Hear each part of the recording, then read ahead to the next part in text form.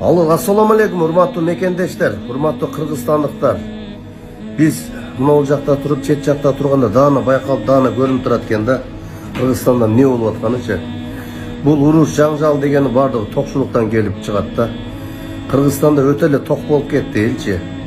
Баягы 90-жылдардагы жүгөрү, загыра жеген күндөрдү унутуп калды. Ошол убактагычы ачыгы да. Болбогон эле кичине ушул көкбөрү улактай турушундай чыр чыгарып атканы бир топ окшойт менин оюмчачы. Анан Маданият министрлигине кайрылам. Ошо Маданият министрлиги көп болсо бир 100 сайт болсо керек, же бир 200 сайт болсо керек, ошол сайттардын баардыгын топтоп бир столго отуруп жылмай эле чечип кое турган нерсе да. Элдеги агрессивдүүлүк алып баратат. Өлдү, аттасын, сойду, зордоду, камады деген жаңылыктар өтө басымдуулук кылып, эл азыр өтө тез нерви жук болуп агрессивдүү. Ошол себептен президент жана ошол премьер-министр, министрлер кабинетинин төрагасы, Маданият министрлиги ушуну бир жумада 10 күндө жолго салып койсо болот. Ким каалагандай тыйын болсо, ысырапкерчиликтер болуп атат, өлүм болгон жерде союлуп атат. Муну муфтий дагы жолго сала албайт экен. Муну өзү 10 күндө жолго салып койсо болот. Мага ушуну бергилеги, мен бир жумада жолго салып берем. Эгер сала албасам Кыргызстандан чыгып кетем. Ачык эле айтам. Чересчур болуп кетти Кыргызстандачы, токчулукчу жаныбар сыяктуу болуп калды. Эртең менен багымдат намазга мечитке келген адамдарды көрбөйсүн. Бир мечитке 500-600 түтүн караган болсо 4 адам же 2 адам келет. Мусулманбыз деп баягы көкүрөгүбүздү кагабыздагычы кылган амалыбыз нөл болуп атат. Бул дүйнөдөн баарыбыз өтүп кетебиз туугандар. Ар бир кылганыбызга, сүйлөгөнүбүзгө, жасаган иштерибизге жооп беребиз. Акыретти дагы ойлош керек. Ким улутчулдук кылса, ким трайбализм болгон болсо, ушундай бөлгөн болсо, жазасын катуулатыш керек. Темирдей тартып керек Кыргызстанга. Мен ошону колдойм. Ынтымакка чакырам баарыңыздарды. Урматтуу мекендештер, кадырлуу мусулман бир туугандар. Баарыңыздарга жараткан Алла Тааланын тынчтыгы, саламы, мээрими, райымы жана берекеси болсун. Урматтуу мекендештер, Алла Таалам эгемендүүлүк улуу неаматын урушканга, тополоңдошуп, бири-бирибизди кордогонго берген жок эле. Бүгүнкү Ош шаарында болгон окуя жүрөктү аябай кейитти. Бул эмне деген адамгерчиликсиздик? Бул эмне деген ыймансыздык, эмне деген акмакчылык? Конокту үйүнө алып келип, качан кыргыз ташы менен урчу эле? Албетте, бардыгы мен жаман деп айта албайм. Бирок ошол жерде таш менен ургула, тигинткиле, мынткиле деген акмактар капа болбогула, удайым таш менен өзүңөрдү урат. Кайсы бирөөнүн балдары, жаш балдар, ата-энелери бар, бир туугандары бар.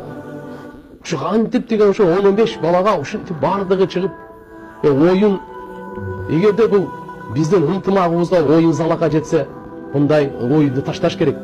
Мындай оюндун кереги жок. Баарынан жолу жакшы.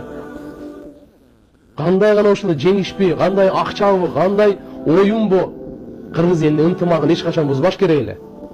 Арада адамдардын арасынан нар жагынан жүрөгү караңгы, ыплас палиттер дагы деле бар. Булардын бардыгы Кудай Таалам, Алла Таалам көрүп турат туугандар. Бүгүнкү көрүнүш ушундай бир кандай десем, Алла наразы боло турган, шайтанды сүйүнтүртө турган иш болду. Алла наразы болду. Алла эмне дейт? Жараткан Алла Таалам эмне дейт? Уялбай, бет барбы, намыз барбы?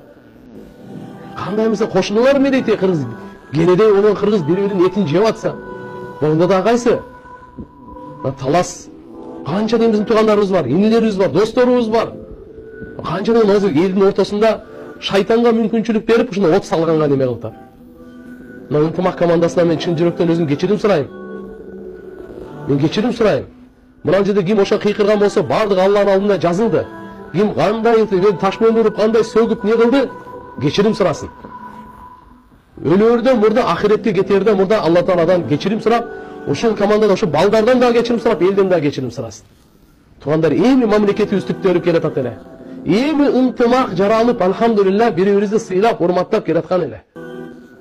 Шайтандын оту өчүп бараткан эле. Ушу окшогон азыр глобалдашуу, ушундай бир кандай десем, нервтер жука болгон учурда ушунун кереги барбы?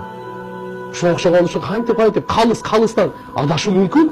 Адамдан жаңылыш мүмкүн? Өлтүрүп коюш керекпи? Кантип, кайсы акылың менен, кайсы тилиң менен айтып атасың ошол жерде таш менен ур деп?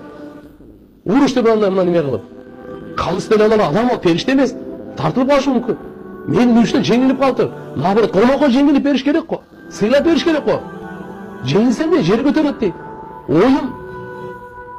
Урматтуу мусулман биртугандар, сураныч эсибизге келейли. Алла Тааланын алдына эсеп китеп бар. Мындай бир ушундай бир караңгылыкта жашабайлы. Келиңиздер ынтымакка, биримдүүлүккө, кечиримдүүлүккө. Бирок ачык айтайын, ошол жерде көрүнүштө бардык ошол жерде жүгүргөндөр, полиге чыккандар, бир маданиятсыздык, бир адамгерчилик, бир токтоолук менен оюн болсо оюндай болуш керек да. Ошо полиге чейин жүгүрүп барган жаштар, өзүн кармаш керек адам баласы. Кече күнү футболдо мындай шермендечилик, биз каяктан түшкөн адамбыз биз? Биз кана мусулманчылыгыбыз, кана адамгерчилигибиз, кана байыркы элдик баалуулуктарыбыз, кана биздин маданиятыбыз. Урматтуу мусулман биртугандар, урматтуу жаштар, өзгөчө мынакей бүгүнкү ошол ат майданында тополоң кылган жаштар. Жаштардын арасында анча-мынча аксакалдар деле жүрөт. Ошол жерде кой деген, чыркырап ыйлаган, токтот эле токтот деген. Бирөөнүн баласына башына таш тийсе эмне жакшыбы? Ошого сүйүнүп атасыңбы? Ошо таш тийсин деп атасыңбы? Ошо жеңилип калган кишинин оюнда бири-бирин ат менен кагышып ылдый өдө болуп калганда, ошого сен таш каалап атасыңбы? Кандайдыр бет жок, кандай деген бир уят жок. Мамлекеттин башчысы, ажообуз турса, бардык милициялар турса, алардан уялбасаңар, аларды сыйлабасаңар да Алладан коркуп, Алладан уялбайсыңарбы? Урматтуу мусулман биртугандар, мындай көрүнүш бул жакшылыкка эч качан алып барбайт. Кек сактоо, өч алуу